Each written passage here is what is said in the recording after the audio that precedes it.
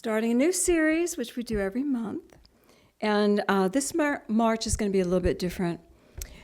So here's the deal, guys. In our reality, as we walk in the world, people bond for different reasons. And when you come to churches, people come to churches and they bond with one another for different reasons. If you come to church and you are just seeking social connection and you bond with people who are also receptive to that, how long do you think you will pay attention to what the church represents? You come and go. There are waves, and there's nothing wrong with this, guys. I'm not saying there's anything wrong with it. We see it all the time. People come together, they're lonely, they connect, they get blessed, they're in the love, and then when they get the love, they find something in the world and off they go. And there's nothing wrong with that. But understanding church consciousness, we need to, in my mind, I want to get very clear to you about the tenets of InnerQuest. So that, because if you bond based on a belief system, you're always there, whether you're here or not. Catholics say, if I have your child till he's 5 years old, I'll have him the rest of his life. And that's true, because they are programmed about the belief systems. And if you meet a Catholic that's been in confirmation, hey, what's your faith? Catholic, did you go through confirmation? Okay, I know exactly what you believe, because I know that series. If you meet a Mormon, anybody know Mormons? Yeah, and you go, oh, you're a Mormon. I got you covered. I know what you believe. And we honor and respect those beliefs. We're not trying to change anybody. If you meet a Baptist, oh my goodness, I was raised Baptist, metaphysically behind the scenes, but nevertheless, I went to Baptist church. So you know what they believe, right? I know what you believe. When you meet a metaphysical Christian, what do you believe? We don't know what you believe. Because there's so many things you could believe. So many things. Some people don't use the word God. We talk about the universe. Some people talk about the never-ending multi-universes. Some people talk about... You understand? So what I want to do during the month of March is to create a foundation of just some of our tenets, so that if David Farner says, I go to InnerQuest, and Andrea says, oh, I know what you believe. I'm a member of InnerQuest. I know what you believe. Do you see what I'm saying? Oh, I know where you're standing in this reality. Not that I'm trying to make you stand where we stand. I'm not trying to do that. I just want you to get clear about where we stand. Sound good? Yeah. Okay, you guys ready? The first tenet of InnerQuest. Dun, dun, dun, dun. God is love. God is love. All right.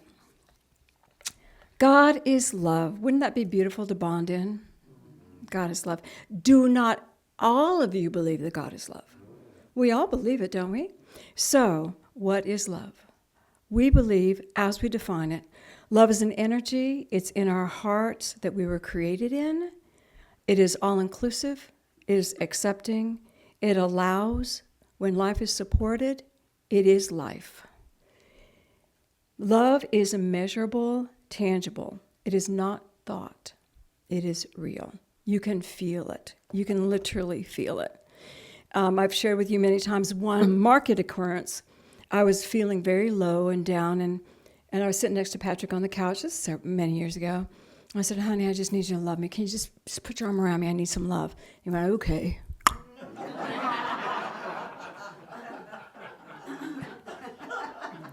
I said, no, I didn't need your arm. I want you to send me love. And then he went, okay.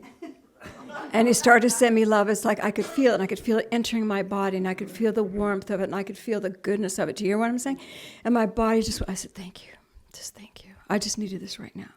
It's measurable. It's real. It's real. It's not just a thought. So when you feel loved, you feel included, you feel accepted, and you feel supported. The qualities of love: acceptance, allowance, support, belonging, oneness. This is God we're talking about. This is God, our Creator. It's God within us. God is love. So, when love is allowed, we flourish. When life is allowed, we flourish. When we live in God, we have a natural tendency not to hurt or harm. Do you realize that? Because we're in this beautiful flow of acceptance and love, and we don't want to hurt anybody. We're flowing with it. When life is squished, love is squished. You realize that?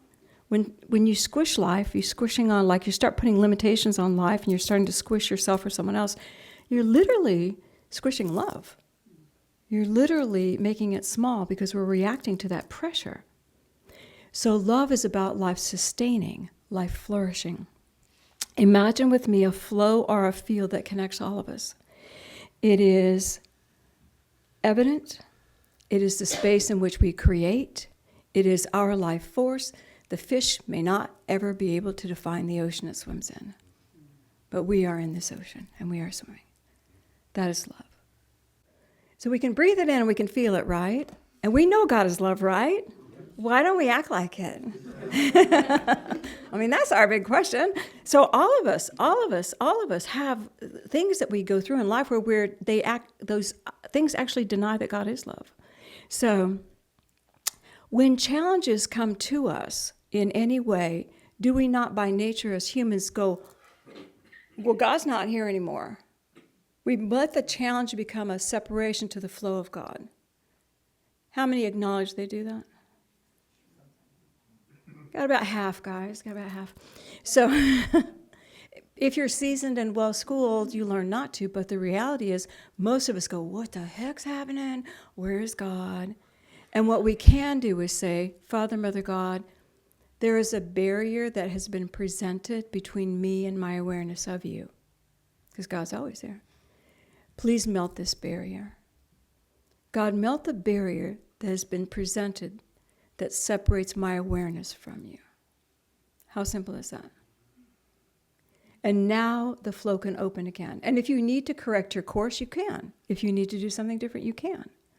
Okay? We would allow God's love to fill us to overflowing. We think God loves us. We live in God's love. But the separation between our thoughts creates a separation in our awareness. Awareness by definition from spirit, is a full body state of being. All is working together. When I am aware of what's happening, my mind is aware, my emotions are aware, my thoughts are aware, my spirit's aware, my body's aware. It's a state of being. I'm aware. We walk through life, a lot of us half awake maybe, part of us paying attention, part of us not. But when that awareness comes, it's full. And that's when things kick in. That's when the ahas come. That's when the movement and downloads come, when you're in that space, especially awareness with God. All right. Acceptance, allowing, including. What thoughts do we hold that keep us from this state? Ready? So y'all go, yeah, I can do that. I can absolutely do that. So we're going to talk about just a couple of quick thoughts that will help you. Ready? Okay.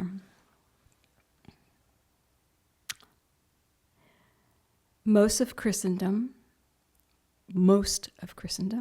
Christian faith, hold the idea that God judges. Now, if you've read the Old Testament, this comes from that. You know, it comes from them dealing with whatever they had to deal with. I'm not going to go down that road. I can, but it will take me a long time. Well, it's a long walk. But most of Christendom believes that God judges you. God judges you. God judges you. That means that God has an opinion of what you're doing. And that is there's a right box and there's a wrong box. And there's a good box and there's a bad box. And God puts you in those boxes. How does that fit with the idea of God is love? It doesn't. There's no connection whatsoever. There's no connection. God judges. Okay. So, if I judge you, and if I put things in a box, now I have to forgive you. God judges us, and this is the inherent belief that we get from that. If God judges, then I am not being a successful human being. How many do not feel you're a successful human being? I got 0 hands, but I know they weren't raising them. Every moment in our lives, there are many points in our lives when we feel that way. I can't do this anymore. I'm not successful at this. I'm not a successful human being on this planet. You realize when you have children, you realize they zero in on you, and you know what their quest is? Teach me how to be a human. Teach me how to be an adult. Teach me how to do what you do. Teach me how to succeed in your world. We're wired to succeed in this reality. We may not remember why it was created, but we're wired to succeed. And when we feel judged, we feel like we are not successful. The other idea is that God needs us to be better. I've had clients do this. I can't really pray to God because why would God listen to me? Because I'm not there yet. It's like, dude, you're living in it. Why wouldn't you? And these are not, realize I counsel most people not of InnerQuest. I counsel people where counseling's not available in their faith. So I'm counseling all many, many different kinds of faiths. So this is where I hit this. But the reality is there's this undertone that I'm not good enough to talk to God and that I am not going to be successful. I'm not capable. See the undertone? And that undertone is being created by the idea that God's going to eventually judge me. All right. A thought that assesses the energy and defines the energy and puts that energy into a form that is not allowed to change is a judgment.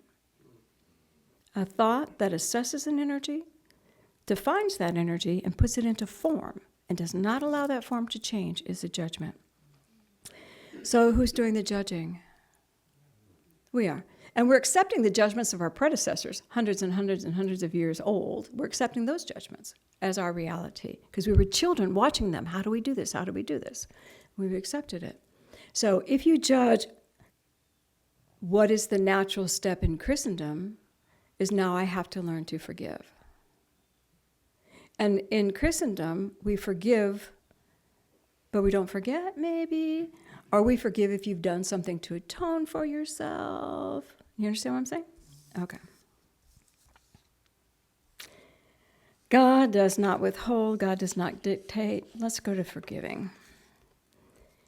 In Dr. Errico's book, And There Was Light, Dr. Errico worked with George Lambsa, George Lambsa had access to the Peshitta text at the Vatican, the original text that was not edited or translated into Greek. And in the 20s and 30s, he was allowed to go there. He was an Iranian man, and he was raised in a society that didn't even know the modern culture until after World War I. I mean, he was raised in the society that Jesus would have been raised in. You know, not nomadic, but farmers, and they had no telecommunications. They were isolated. So he has an understanding of the idioms. He had an understanding of what the language really meant and what was being said. So I wanted to read to you about forgiveness. You guys ready? Do you see the value in forgiveness right now? Okay. When they hear the word forgiveness, when you say the word forgiveness, the original intention was this. It means to release, to let go, to set free, to cancel, to release, to let go. That's what they would have heard. In Jesus' prayer, forgive us our debts as we forgive our debtors. Please let go my debts. Please erase my debts as I'm going to erase the debts of my family. I am no longer going to be attached to it. I am going to let it go. Do you see? I don't have to look at how I've judged it.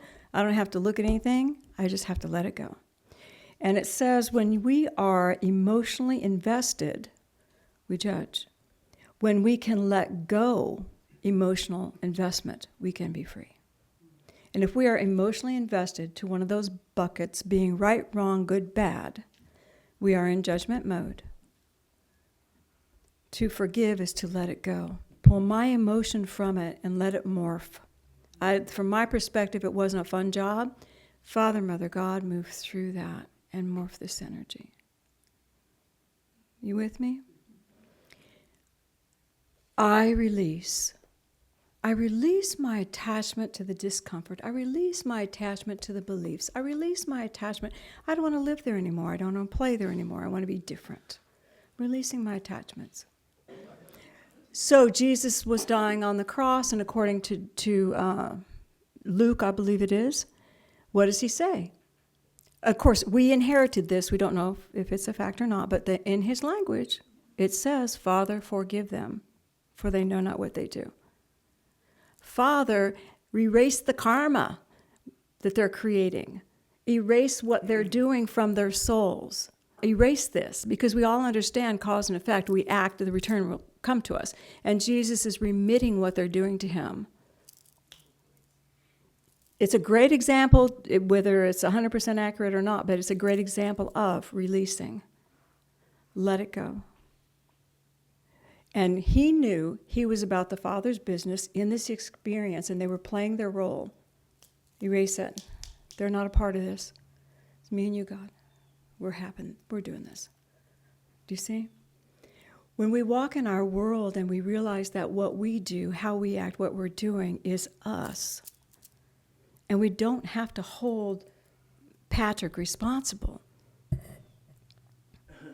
We can walk and know we have the power to let go and to forgive whoever, to remit, to release, to let go of any interaction. Not judge ourselves, because that's what you do. You judge yourself. Something wrong. Good, bad, box, box, box. Release interaction. I'm going to stand in this, and I'm going to connect with the God of my being, who is love. Thank you. The God of my being, who is love. Right? In metaphysics, we learn there is a beautiful law called the law of grace. Grace is a choice-activated law. Some of the laws automatically work, and this is our perception of what's happening in this reality. But the law of grace is this. When called upon, we can literally say, I ask that the love of Father, Mother, God move through what I have created and soften the effects. So I know karma's coming back to me. I know an effect's coming back to me. I know something's coming back to me.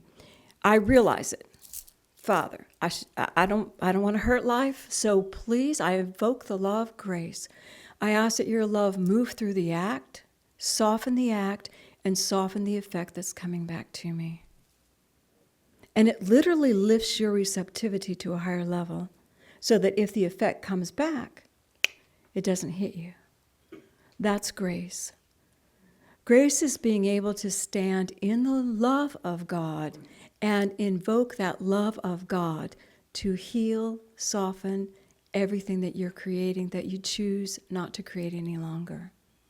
I'm uncomfortable with what I'm doing, so therefore, let me use grace to heal it.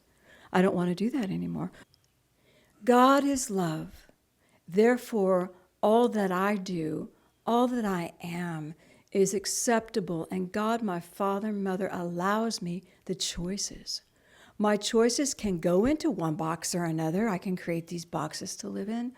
Or my choices can go into the flow of being in the beautiful energy of an unlimited space where I am accepted. Spirit was showing me that we have had so many civilizations, known history. This is not prehistory. This is known history. 10,000 years ago, I don't know. Go back even further, but it's known history. Civilizations have come and they're not there anymore. They have belief systems of how things need to be. It needs to be this way, this way, this way. They're gone. The belief systems they have, we don't have today. Our culture is an attempt at trying to find peace, but the culture is not what's sustainable. Cultures come and go. They come and go. What is sustainable is that beautiful, ever, non-stop flow of God love. That is what sustains us. As a tenet of Inner Quest Church, we believe that God is love. Therefore, we are in a sea of love.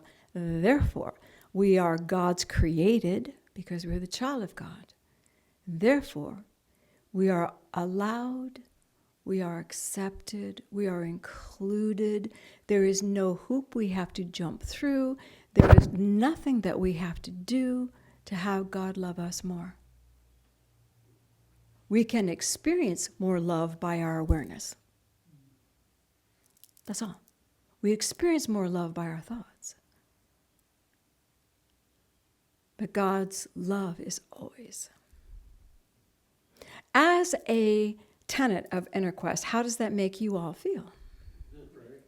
Can you live it? Yes. Okay. Yes. Yes. And not judge yourself.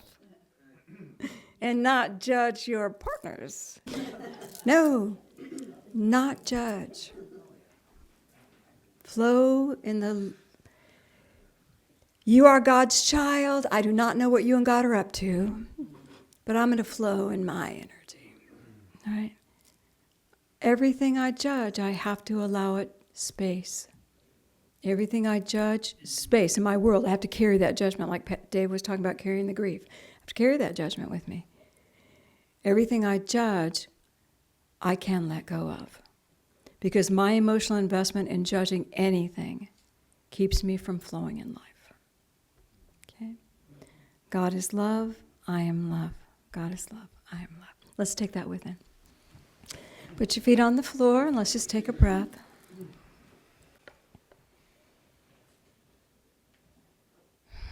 Father, Mother God, I ask that your infinite light just engulf us all. And I ask that a beautiful column of light come over each, an individual light that just sustains you. Feel the love of God in this light. Open your mind. Imagine, image, pretend, lift up into the light just a little bit. I choose to rise above the patterns that keep me limited. I'm just going to lift up a minute. And feel as if you come into an expanded, open space of freedom.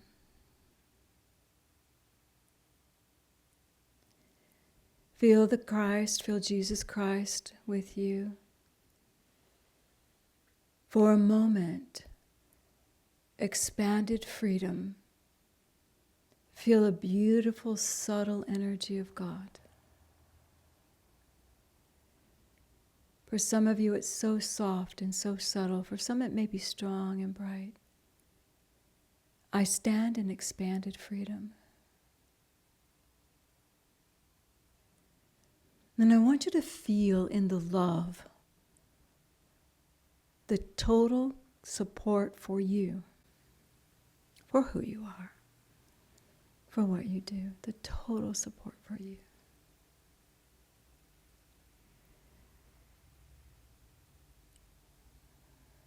Feel that great light.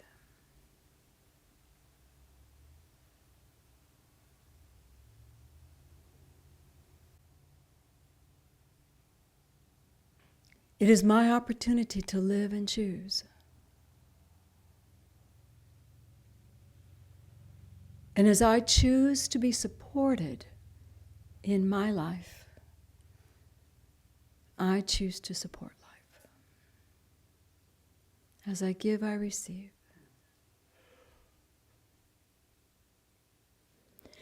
Feel that beautiful love just engulfing all that you are, consciousness, every cell of your body, every vibration of who you are, particles of your being.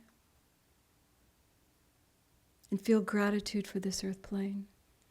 Thank you, Father, Mother God, that we can be here now to hold the light for you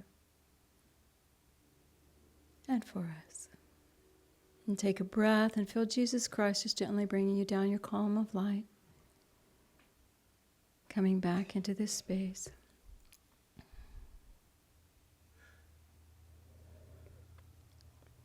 And gently, when you're ready, you can open your eyes.